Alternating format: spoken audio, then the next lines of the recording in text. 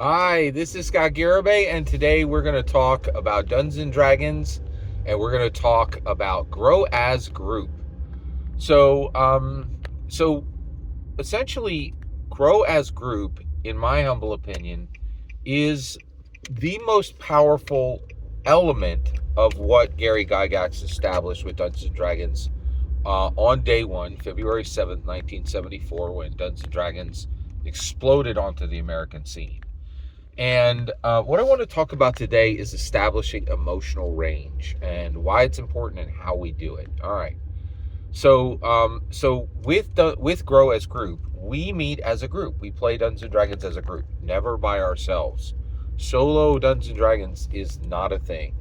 It is an illusion played by very sad people, right? So don't ever get involved in that. It's recently the basic expert did an entire video on the stigma attached to solo tabletop role-playing games. That stigma is very real, and it is deserved, right? Yeah, if you are playing solo tabletop role-playing games, you've surrendered in many ways in your life and kind of like taking yourself off the board. But we play in a group, and that group strives to make everyone at the table have the following three things: an intellectual platform. You don't have to, actually, this one's gotten for free. Dungeons & Dragons does it automatically in many ways. To establish an emotional range and to establish spiritual equilibrium. Okay? All right, so let's talk about emotional range. So many people today, they get sad or they get, frustrated with certain things in their lives. And so they go to couch scribblers and they ask a whole bunch of questions. And then the couch scribblers ask them a lot of questions back, right? And it's kind of a cycle, and actually it's really fascinating. Hassan Minhaj just dropped his latest special, and Hassan Minhaj talked about this, and he's like, hey, just want to let you know, I have all the money in the world now. I have millions of dollars, doing extremely well,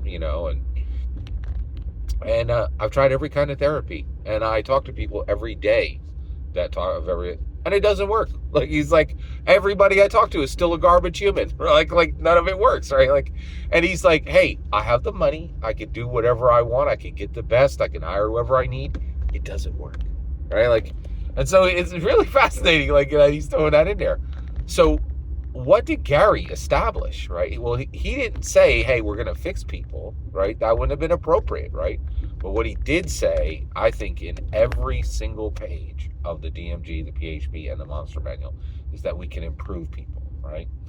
And how does that, and Dungeons & Dragons never fixes anyone. What it does is it empowers us, right? With these three aspects: this intellectual platform, this emotional range, and this spiritual equilibrium.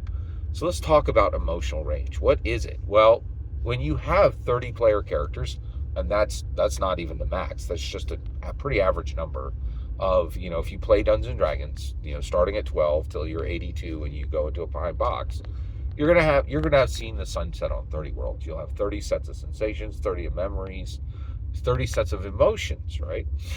And basically, when you think about your own emotions, you fail. And the reason why is you don't have any perspective on yourself.